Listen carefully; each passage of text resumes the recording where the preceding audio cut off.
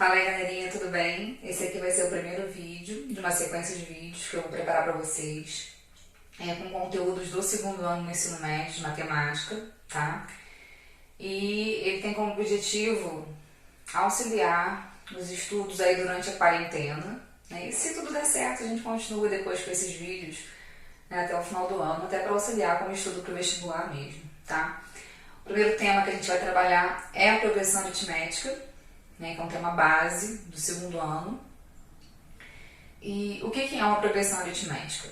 A gente, dentro da matemática, a gente trabalha com diversos tipos de sequências, né? E as sequências numéricas que possuem lógicas matemáticas, elas têm nomes específicos. Algumas sequências, elas são específicas, né? E a primeira que a gente estuda é a progressão aritmética mesmo. E qual é a lógica de uma progressão aritmética?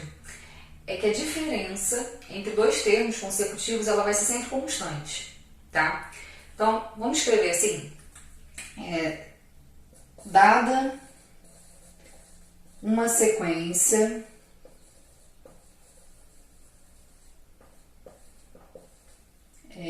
aí a gente sabe, né, que os termos da progressão aritmética a gente chama de A1, A2, A3, em que esse índice 1, 2, 3 indica a posição do termo da sequência. Então, quando eu falo de A5, eu estou falando do quinto termo da sequência, né?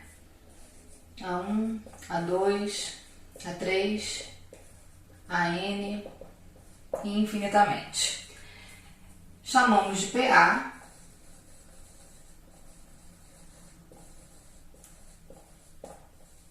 né? Quando essa diferença entre um termo, AN, menos o termo anterior, que é n menos 1, ela é constante, né?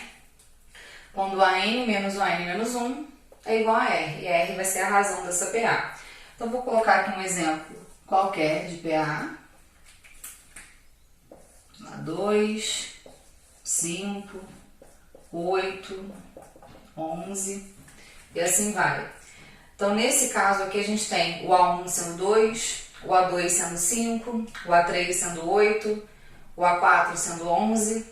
E a razão dessa PA é 3. Por quê? A diferença entre quaisquer termos consecutivos ela é constante e é igual a 3. Então, se você observar, se eu fizer 5 menos 2, 3. 11 menos 8, 3. 8 menos 5, 3. Então, essa diferença vai ser constante em qualquer dupla, né, de termos consecutivos no PA. Através desse conhecimento, né, dessa definição, a gente pode levar em conta a seguinte consideração. Se eu fizer A2 menos A1, tem que dar R, né? Um termo menos o anterior tem que dar a razão. Se eu fizer A3 menos A2, também tem que dar a razão. E assim vai. A4 menos A3 tem que dar a razão. A5 menos A4 tem que dar a razão. E eu posso fazendo isso até chegar lá no enésimo termo, em que ele menos o ele menos 1 também tem que dar a razão. Isso aqui é uma sequência de equações que eu tenho. E como se fosse um sisteminha, a gente pode somar as equações sem alterar nada, certo? Então, se eu somar todas essas equações aqui, o que vai acontecer? Olha só. Quando eu faço essa soma toda, o A2 com menos A2 acaba cancelando. O A3 com menos A3 também. O A4 com menos A4 também. E assim, todas essas duplas, né, na diagonal, elas se cancelam. Então, o A5 vai ter um menos A5 aqui para cancelar. E esse menos AN menos 1 vai ter um AN menos 1 para cancelar. No final das contas, a gente só vai ter, né, desse lado da equação, o AN, que não vai ter ninguém abaixo dele para cancelar, e o A1, que não tem ninguém acima dele para cancelar. Então, ao somar todas essas equações, a gente fica com AN menos A1 e vai ser igual Desse lado da equação eu tenho uma quantidade de R's que estão sendo somados. Então, R mais R mais R mais R. Então, se o R está sendo somado 3 vezes, eu tenho 3 R's. Se o R está sendo somado 4 vezes, eu tenho 4 R's. Para a gente identificar, muita gente na hora de identificar a quantidade de R's aqui, fala erroneamente N vezes R. Por que não são N R's? Se a gente perceber, vamos tomar a segunda coluna aqui como base. Então a gente vai perceber que aqui eu tenho um R, até aqui eu tenho 2 R's, até aqui eu tenho 3 R's, tá vendo? Coincide com o índice do segundo termo daqui. 4 R's, então, usando a lógica, a gente sabe que até aqui a gente tem N menos 1 R's. Então, R está sendo multiplicado N menos 1 vezes. Para a gente ter uma parte estética bonitinha, a gente passa esse menos A1 para cá positivo. E aí a gente chega na fórmula do termo geral de uma progressão aritmética, que é a N é igual a 1 mais N menos 1 vezes R. A N é um termo qualquer da progressão que você queira calcular. Às vezes a gente fala, é o último termo. Pode ser o último ou qualquer termo que você queira calcular. Se você quiser calcular o A5, basta você considerar N como 5. E assim vai. O A1 é o primeiro termo, N é a posição do termo, ou a quantidade de termos que você está limitando ali naquela progressão, e R é a razão. Então, gente, em relação à progressão aritmética, eu costumo trabalhar com algumas propriedades e algumas dicas mesmo, tá? E essas propriedades e dicas é que são fundamentais para a resolução de algumas questões, para a gente não se prender muito a fórmulas, certo? Vamos pensar da seguinte maneira. Se eu tenho aqui a PA, A1, A2, A3, vamos escrever um APA um pouquinho maior, A4, A5, A6 e A7, certo?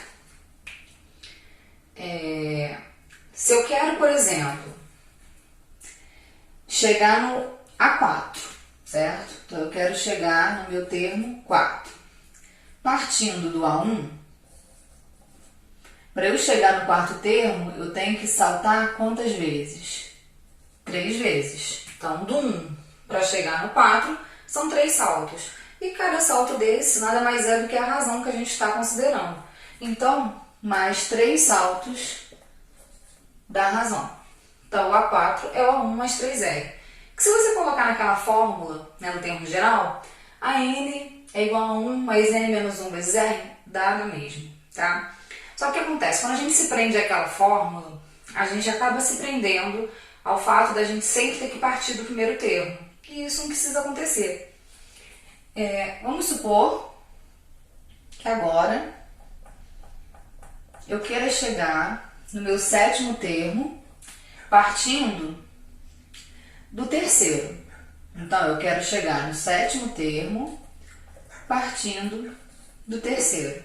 Basta a gente considerar a mesma quantidade de saltos, né? A mesma quantidade não, né? O mesmo raciocínio em relação à quantidade de saltos. Do terceiro termo para chegar no 7º termo, eu tenho que dar 4 saltos, né? 3 para 7 são 4. Então, é 4R. Você utilizando esse tipo de raciocínio, você acaba podendo utilizar a fórmula do termo geral sem necessariamente partir do A1. Porque às vezes você tem o A5, o A10. Então, se você for ter que usar a fórmula, você vai ter que primeiro calcular o A1 para depois calcular o termo que você quer. E utilizando essa dica, você consegue sempre partir do termo que você já tem. Você pode tanto avançar, tipo A7, para chegar no A7 partindo do A3, você soma 4 razões, 3 mais 4, 7. Outros exemplos.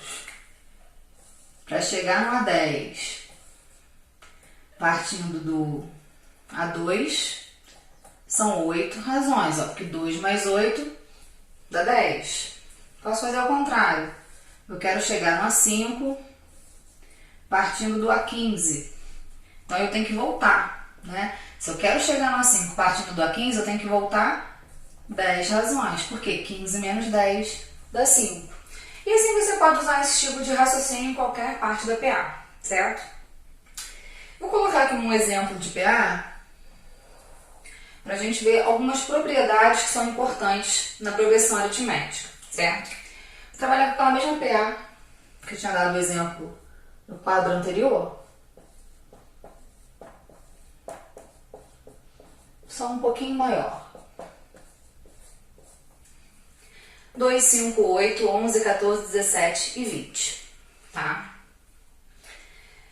Uma propriedade que é bem legal na progressão aritmética é que a soma dos extremos, né, de uma progressão aritmética, ela vai ser constante. Então, por exemplo, se eu pegar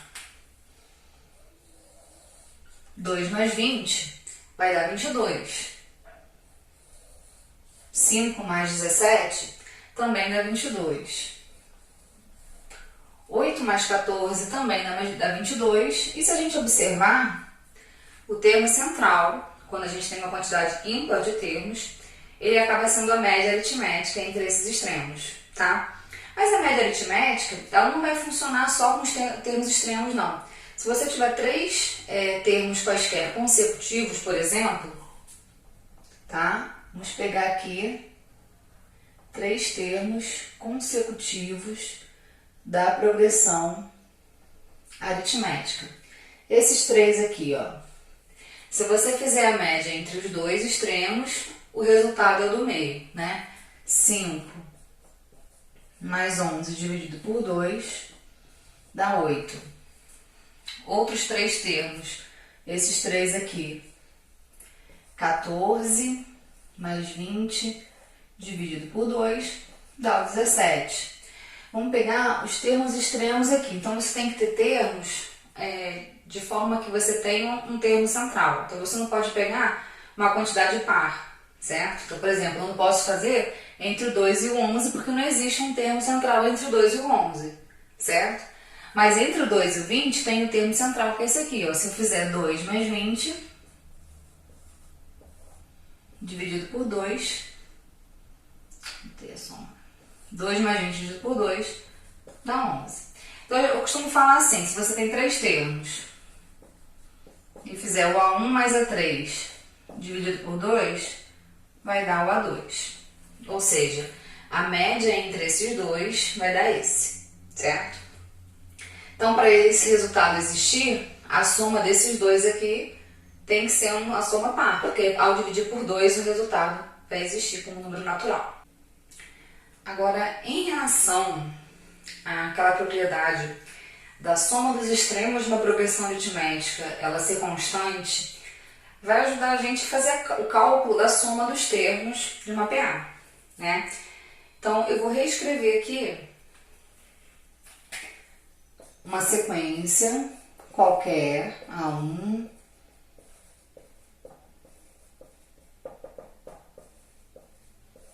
e aqui desse lado, eu vou fazer a sequência com um exemplo.